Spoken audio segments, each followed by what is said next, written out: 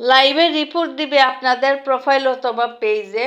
আপনারা যদি একজনের লাইভে গিয়ে আপনারা খারাপ কমেন্ট করেন, ধৈর্য শক্তি হারা হয়ে যদি যে লাইভ করে তাকে একবারে আপনারা অতিষ্ঠ করে ফেলতেছেন, তখনই কিন্তু লাইভের হোস্ট যে লাইভ করতেছে আপনাদের কমেন্টগুলো কিন্তু ফলো করবে।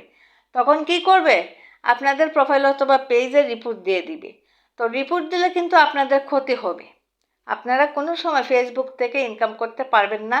আপনাদের আইডি অথবা পেজ ডিসেবল হতে পারে, অথবা star set up content monetisation চলে যেতে পারে রিপোর্টের কারণে, অথবা আপনাদের মনিটাইজেশন এবং স্টার সেট আপ কিন্তু সাসপেন্ড হতে পারে।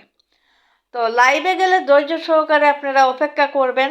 যদি আপনারা পিন পান পাইবেন, আর যদি নাই পান আপনারা সসম্মানে কিন্তু লাইভ থেকে চলে আসবেন।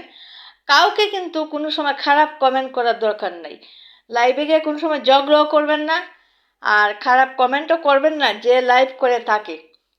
এ ধরনের কাজ যদি লাইভে করেন তাহলে কিন্তু আপনাদের আইডি অথবা পেজে রিপোর্ট দিতে বাধ্য হবে। আপনারা আজ থেকে প্রতিটি কন্টেন্ট ক্রিয়েটর সাবধানে থাকবেন। লাইভে যাবেন, ভদ্রতার সহিত যাবেন, ফেসবুক টিম এবং ফেসবুক মেটার মান সম্মান রক্ষা করবেন। লাইভে গিয়ে কখনো কিন্তু ফেসবুক টিম, ফেসবুক মেটার মান সম্মানের কোনো ক্ষতি করবেন না। আপনারা হচ্ছেন কন্টেন্ট ক্রিয়েটর। কন্টেন্ট ক্রিয়েটর কীভাবে হয়েছেন? ফেসবুক মেটা এবং ফেসবুক টিমের কারণে।